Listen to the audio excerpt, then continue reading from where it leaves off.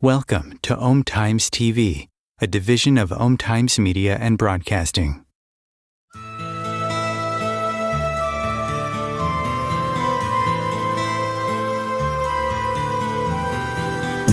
Welcome to What is Going Om, for new thought from the edge of Om.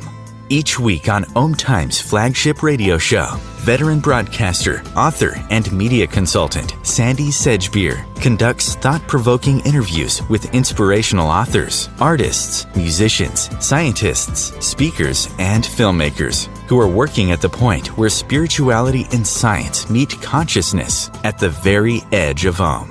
Here is your host, Sandie Sedgbeer. Hello and welcome. Spirits in spacesuits, souls on safari, and setting God free. These are just three intriguing book titles bearing the name of this week's guest. Add a mystic Christian great-grandmother, a druid grandfather who immersed him in the folklore and music of ancient Ireland, and an Irish Army Lieutenant Colonel seminary-speaking instructor for his mentors. And I guess we shouldn't be surprised to hear that Father Sean OLaoire is a long, long way from being your average Roman Catholic priest. A poet, storyteller, scientist, researcher, wisdom keeper, and licensed clinical psychologist in private practice with an MA and a PhD in transpersonal psychology, Father Sean OLaoire joins me today to discuss some of the provocative topics addressed in his books, including: who is God? What is truth? Was Jesus a Christian? Did Moses really exist? Did the Exodus take place? Why are we here? What was really behind the mandate of circumcision? And who the heck was Yahweh? Father Sean OLaoire, welcome. Thanks a million, Sandie. That was a hell of an introduction. I love it. Yes, well, they are, I've got to say it, they're the books, they're hell of books. I mean, the latest one is just, we'll get to that. We will talk about that in some depth, but it is, I have to smile throughout it because I think the way you are presenting the information is so engaging, so irreverent and so amusing. Everybody should read it. But let's start by looking at your background a little bit. You grew up in 1950s Ireland, which is a quite different place then than it is today. So tell me a little bit about your history and what drew you to becoming a priest. Yeah. So I'm the firstborn of a firstborn of a firstborn. And there was a tradition in Ireland that often the first child would be raised not so much by the parents, but by the grandparents. And so for the first 6 years of my life, I lived with my paternal grandparents. And my great-grandmother was part of that family, and she was like a Christian mystic for whom Mother Mary particularly was more real than you are to me right now, Sandie. And throughout the day, she would engage in these conversations with Mary aloud. Because Ireland at that stage was what we call in Gaelic a thin place, a place where the veil between the mystical and the mundane is diaphanous, between the secular and the sacred. So she lived in that space, and I was privy to these conversations. So for me, it felt really, really natural that you would speak through this veil. And indeed, I believe that all little children, when we hear about imaginary friends, I redefine what I mean by imagination. For me, imagination is very different from fantasy. Fantasy is the ability to make up stuff that's not real. Imagination is the ability to volitionally shift my state of consciousness, enter into different realms in which I engage with and have conversations with other entities and other energies, learn from them, and then come back and cross-fertilize it with the physical world, a little bit like what Carl Jung would have called a Gnostic intermediary, somebody who's so well versed into systems that she can cross-fertilize both to their mutual benefit. And so in some senses, for me, that's what imagination is. And kids are plugged in, particularly kids between ages 2 and 5, before we educate them. They're in constant contact with the other side. And therefore, they're conduits for extraordinary information. So I lived in that space with my great-grandmother for a long time. And then at age 6, I lived with my maternal grandparents, and my maternal grandfather was a druid. In effect, he was a great storyteller, brilliant musician.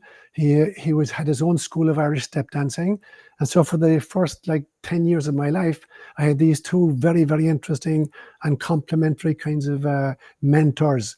A Christian mystic steeped in a particular religious tradition, and a druid who was who was a pagan in the best sense of the word, totally in contact with nature and with ultimate reality. So that was kind of the grounding. Then I went to school. I went to college. I majored in pure mathematics and mathematical physics. And then I spent 8 years in the seminary being trained in theology and scripture and church history and stuff like that. And then I got launched and went to Africa at age 26 and spent 14 years in East Africa, where I had the opportunity of learning 4 African languages, and steeping myself in the mythology of Africa. And so I always remember I was raised bilingually in Gaelic and English. And during my summer holidays in high school, I would spend a lot of time in parts of Ireland. We call them Gaeltacht in Irish, where Gaelic is still the mother tongue. And I had a fascination with collecting proverbs. In Gaelic, we call them seanochel, which means literally ancient words. And I would go around the village and I would collect these proverbs and ask the elders, give me a proverb and tell me in what context I might use it. And I remember one old man saying to me at one stage, he said, if Christianity had never come to Ireland, we could live according to the proverbs. And he was absolutely right.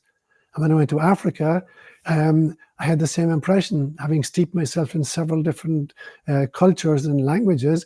I would say, if Christianity had never come to Africa, you guys could live according to the proverbs, because proverbs they're the distillation of the stories or the mythology of a culture, and mythology is the archived wisdom of a culture.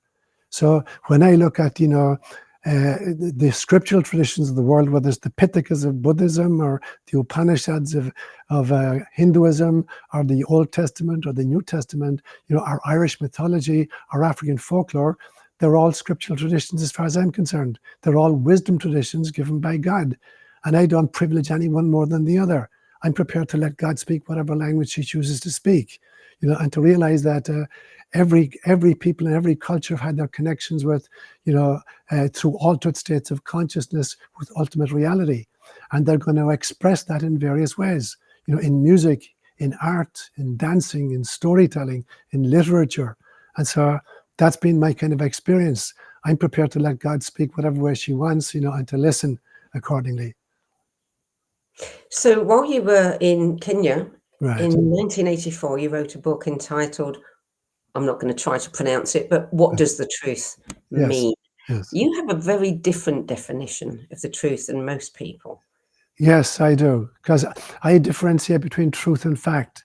And I claim that something can be true, but not factual, and something can be factual, but not true. So my definition of truth is that something is true if it transforms me and aligns me with God. And something is ultimate truth if it transforms me radically and aligns me, permanently with God. And so when you hear a great fable, even if it's a fiction, but it transforms how you believe, how you act in the world, then you're in contact with truth. If I tell you that the Dow Jones is whatever it is today, that's factual, but it's not life transforming. Unless you're a billionaire and you're hoarding your trove or whatever. And so for me, it's important to realize that if something doesn't transform me and bring me closer to ultimate reality, it is not really true. Yeah.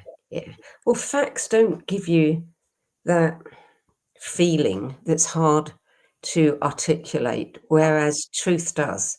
We feel truth. We don't feel facts. Absolutely. So you're absolutely right on there, Sandie. So another of the distinctions I like to make is the differentiation between wisdom and knowledge. So for me, knowledge is data that are generated by the sensorium and processed by the physical brain, whereas wisdom is data that are generated by the soul and processed by the heart. So we're utilizing totally different organs, and one is able to transcend interdimensionally. Wisdom can do that. Knowledge can't do that. Knowledge is just based on the kind of the here and now physical, globe on which we find ourselves rotating right now. But wisdom is at a totally different order, because we're using different faculties. And this is why I think that the great teachers, like the Jesus figures, they won't speak in philosophical terminology or scientific jargon. They'll always speak in story form or parable. And the audience of Jesus' audience got really upset with him at one stage, and they said, "Why are you always speaking to us in parables? Speak plainly to us." And he gave two different explanations as to why he was speaking in parables. The first time he was asked, he said, "I speak in parables so that seeing you may see, but not understand. Hearing you may hear, but not comprehend."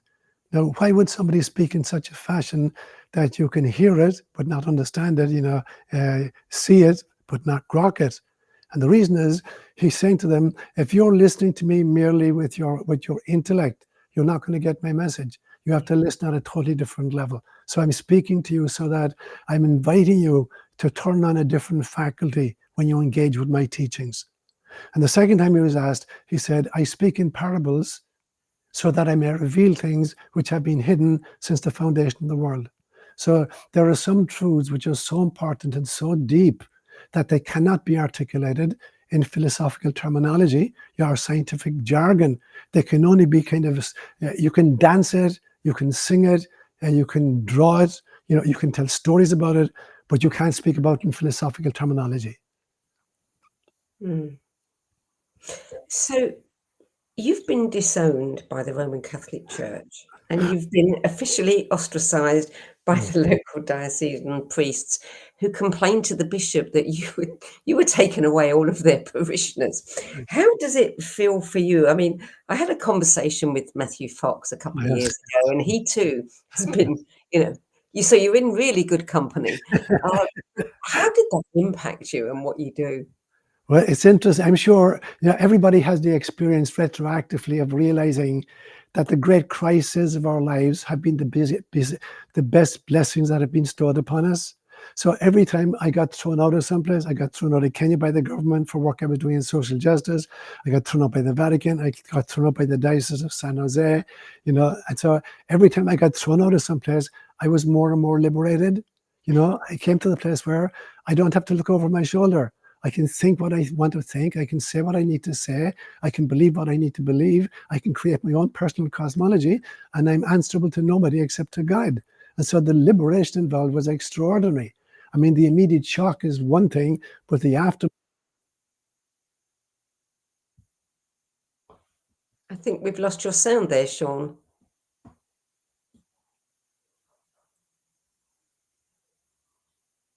I can't hear you. So can you hear me? So I don't know how to fix this. The sound has gone completely.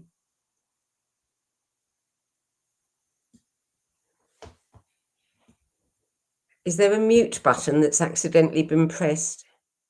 Check the settings under the gear wheel. Okay. So can you check your settings under the gear wheel? I seem to be,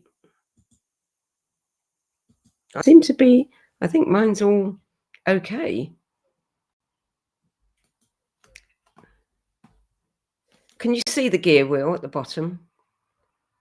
There is no red line on the mic button. Can you just check under the gear wheel to see whether you've got the right audio input? It hasn't moved.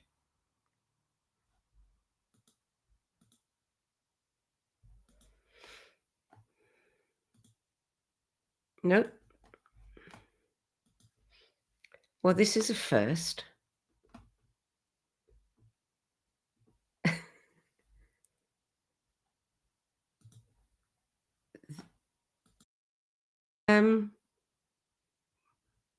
Exit. Yeah. Could you jump out and come back in, Sean? And if that doesn't fix it, then I'll do the same.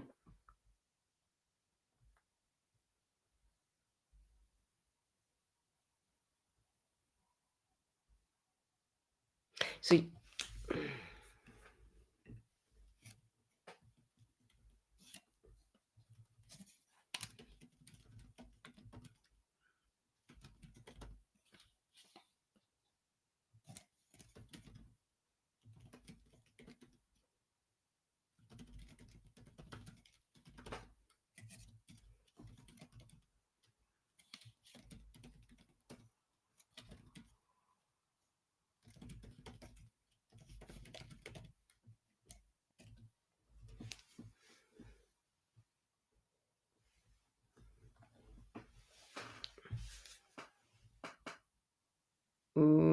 no, I'm still not hearing you. Okay, so I am going to jump out and I will come back in.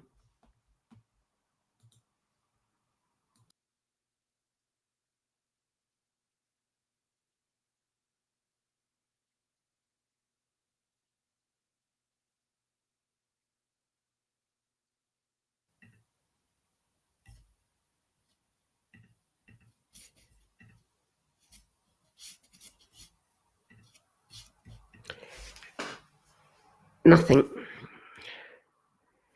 I think it looks as though we're going to...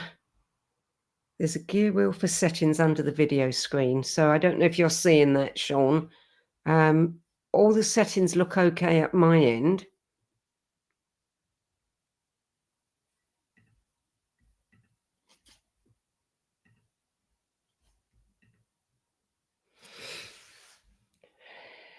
Make sure the audio is set to the right mic.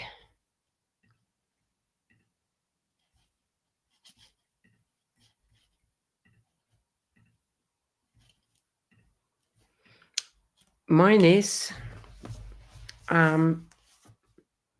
We might have to leave this and reschedule.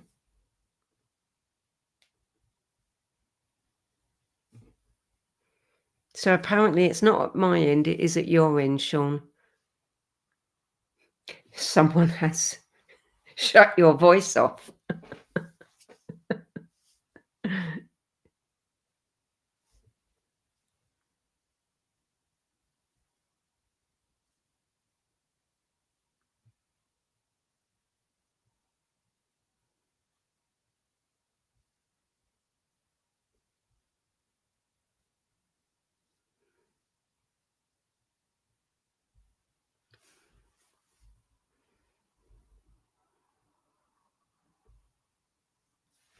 Okay, I think that you've been censored again. Yes, not by me.